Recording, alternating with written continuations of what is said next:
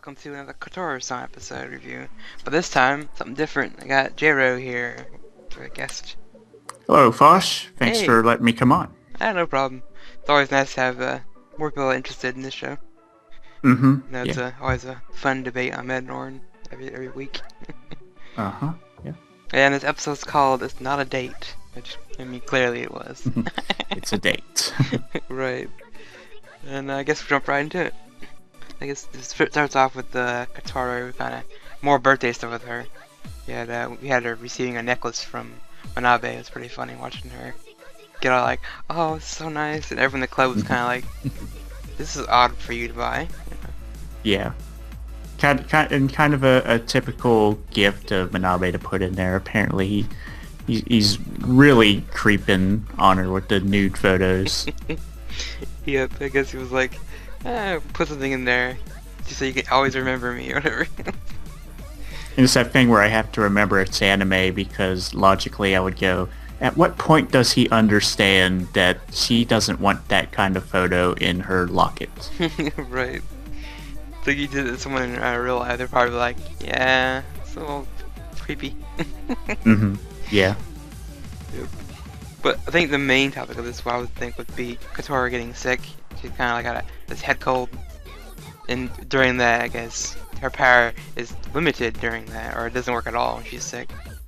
Mm-hmm. Yeah, it's kind of interesting. I can't think of many shows like this that deal with these kind of powers where they say like if you're sick, then your powers are literally weakened, and it seems like in Kotora's case, it's just not usable at all. Yeah, it almost seems like I was thinking, with normal people we get head colds and stuff, and then usually your ears are stopped up, your head's kind of clogged, so that's why I assume it's happening with her now. Mm-hmm. So being sick that disables the power, like you were saying. And it's kind of interesting how they do that. It's like almost a realistic view on her ESP powers. Like if someone really had that power and they were sick, what would happen to that person? Mm-hmm.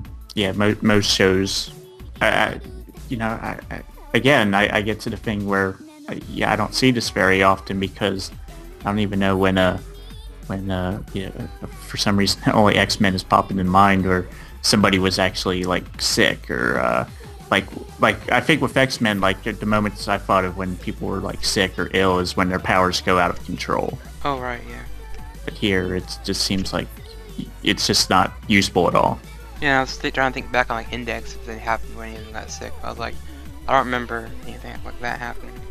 Mm-hmm. And if it did, I would imagine, like you're saying, the power would go haywire. Like if Kiriko got sick, she'd be teleported everywhere probably, because they'd probably do something like, every time she sneezes, she teleports, something like that. Yeah. It'd be pretty funny. But with her being sick, the whole club kind of visits her, trying to take care of her.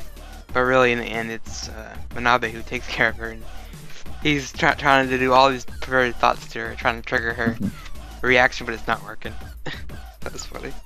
Yeah, I don't know, he kind of lost cool points there with me because naturally in that situation you think, oh, I get to be alone with Kotora, like there's, even she may be sick, but there could be something good coming up, and instead he's obsessing over the idea of fantasizing about her when as good of an opportunity as the show's presented to him to actually do something with her, he just seems focused on the fantasy element. Right, almost seems like he likes the fantasy world a little bit more, and is not not quite ready for the real stuff yet. Mm-hmm.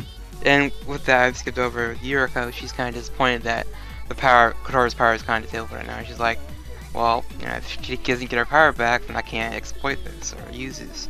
They still haven't revealed why she's doing what she's gonna do with it though. Mm-hmm. Yeah, very subtly they got that stuff into the episode about her desire to find out more about the powers and maybe a little bit more of a research into it. Right. We still gotta figure out what her deal is. And it's like she puts on this face that she's this nice friend to Kotora, but not really. She's still being very sneaky about the whole line. Mm-hmm. And after all the sickness stuff, we get towards the kind of the other core part of the episode, I guess the date, but not a date thing going on. It is, was it isn't. Right. I thought it was funny at the beginning when they're like together and they're talking about it. And these people nearby are like, "Oh, they're a cute couple over there," and like, it's, I thought the kid one was kind of it was kind of a forced joke, but it was still kind of ridiculous to see. Mommy, what's a date? right. What kid that age cares? True.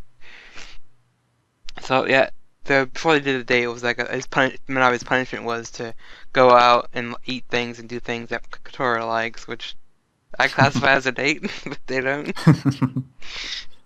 So it's kind of random. hmm maybe for Kotora more so than Manabe. Oh right, yeah, I could see that. And I think that's another way of Yuriko trying to see if the power is still turned off or something like that. hmm And I was shocked and surprised they did not follow them.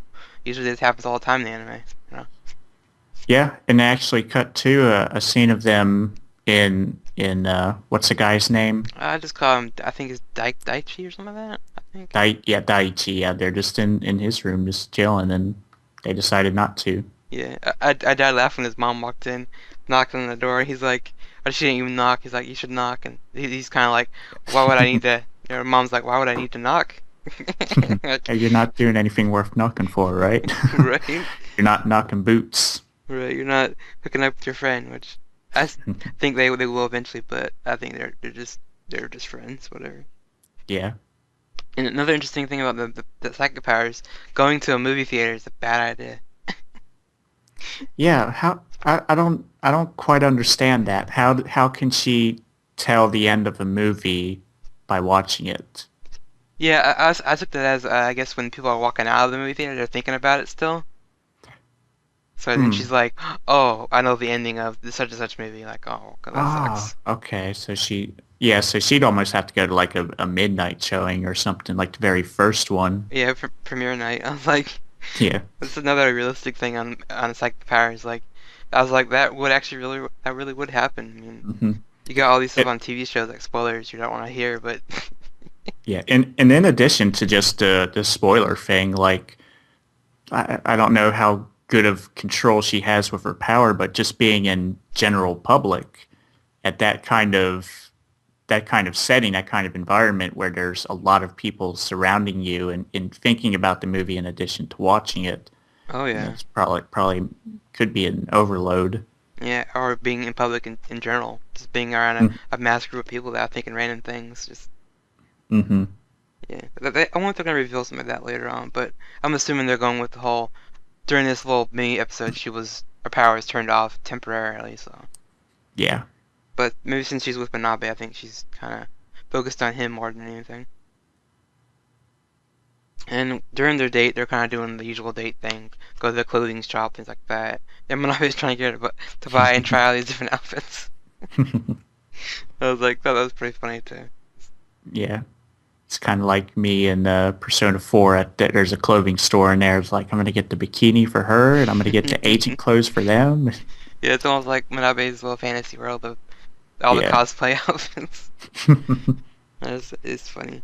But after all, you get all these nice little fun moments with Kotora, and then you gotta get the end, the dramatic reveal of Kotora's power, like returning in like a instant, like a dramatic way, I guess.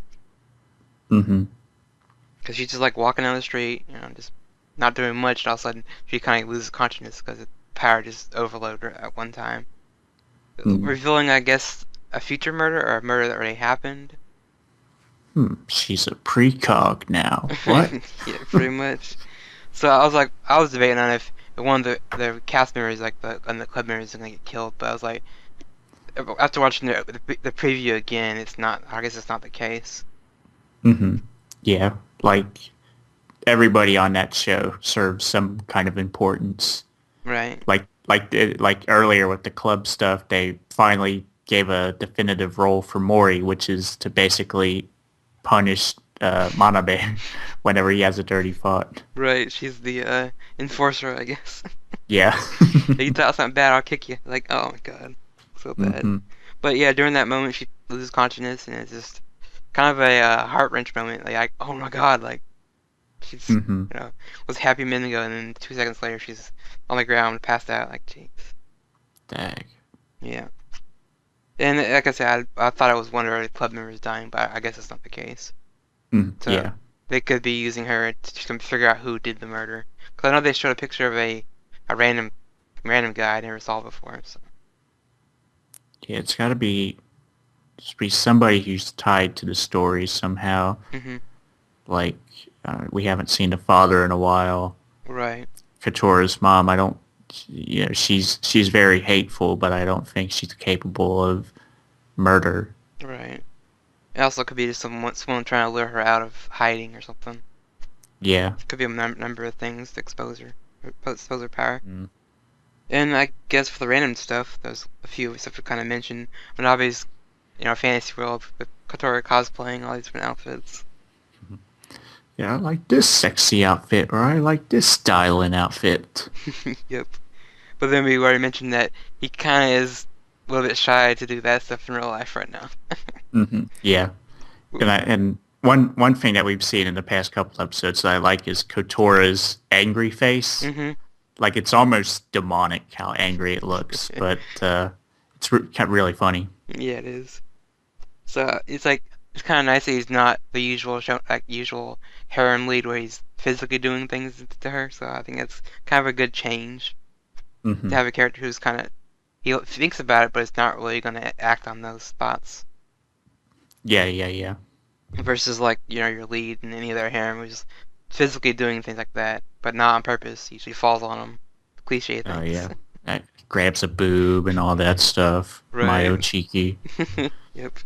And I guess Haseko Kameto, the voice for Kotora, when she was doing the sick, like she was talking like she was sick, I was like, oh my god, it's pretty good. Yeah, it's really cute. Yeah. And let's see for the last bit. I like the ending close for there, like in the arcade. She's switching the picture out. They had that music playing in the background. I thought it was really nice touch for that episode. Hmm. Yeah. I think a lot of shows do that very well. I mean, no, it's not a really exact example, but JoJo does it where something dramatic happens and they kind of put the ending song right at the good moment where it leads to the ending. It's pretty cool to do that. Hmm. And the show's been playing around with the ending a little bit, like with the beach episode. They did some stuff with her Hmm. at the beach, but yeah, the ending is one of the good ones for this season. Yeah. And the last thing I mentioned is probably Manabe and Kotora together. They're just so much fun to watch together. Hmm. Yeah, they are. Yeah, I think. Wonder how long he made her wait Yeah, in I that wondered alley. that. I was like waiting for something to happen to her. I was like, she doesn't have psychic powers right now, so something bad could happen any minute now. Yeah. And she even makes a comment to herself that this is what having no powers is like, I guess, or being normal. Being like, I guess, scared that he's not coming back, or Hmm. not being able to read his Yeah. mind. Yeah, it seems like there's been numerous opportunities in the series where she's ready to make some kind of confession and he just interrupts. Oh yeah. Like my last episode, I was saying that I was waiting for her mom to show up right before like they're gonna kiss or something or have a nice moment, and the mom shows up and like Hmm. destroys it, but it didn't happen. But that's fine. Yeah. And the last mentioned thing is, I guess, the preview. The only thing I saw that was weird was when you see I saw a shot of Moritani kind of like freaked out or something. So I'm wondering maybe if someone she knows dies. I don't know. It's a lot of up in the air at that. It could be maybe somebody from the karate club Yeah. or but what kind like I don't watch the previews, so what kind of what was the setting like? Was it like dark? Was it just like the typical like oh that guy's a pervert or something? It was like a dark shot, and her eyes went like super small, like kind of freaked out. Oh, like a or something. Yeah, kind of like that. It's either that or maybe Okay. she's the one that finds the body and she calls the cops and it's that. Ah, I could yeah, see that being yeah, that could happen. yeah, and maybe she's kind of the center point of the episode where you're trying to figure out what she saw. Maybe she saw it happen. Could Hmm. be a bunch of things, I guess. I think that's what the good thing about this show is like you don't really know what's gonna happen for Hmm. sure. But I guess and that's pretty much our episode. Any final thoughts? It's good to see the show progressing a little bit more, ever so slowly, back toward the more dramatic stuff that we saw at the beginning of episode one, where that was like, because I feel like the show for the past few episodes has been what we thought it would be, back all the way dating back to preview stuff, Mhm. but the dramatic stuff kicked in, and then they've had little sprinkles of it here and there, and with the murder twist and then the mom appearing a little bit more the past couple episodes. So we'll have to see what happens with that drama stuff. Oh yeah, I definitely like how they balance the comedy, the laughs, and the drama at the right time. Mm-hmm. Yeah. Like early in the It's episode, they mentioned they showed that Haruka kind of had a date. She kind of was dreaming about her mom when she was sick as a kid. Those things are nice, but then you realize, oh, well, that's nice, but look how the mom is now. so, so I'm wondering when the mom comes back, is she gonna try to, I don't know, fix her relationship with her daughter, or just leave it as it is? Yeah, I could see a situation where she's still angry, but by the end she comes around. Oh yeah, definitely. Which would be such a storybook touching ending if that were the case. All right. Like a parent comes around on their kid and wises up. Yeah, I realize that the past is the past, and you just live in the present type thing. Mm-hmm. Which I think I said it before in the last episode that I think both of them kind of need to let go of the past and kind of move on, almost. All right. And I guess that's our episode. So see you later. See ya.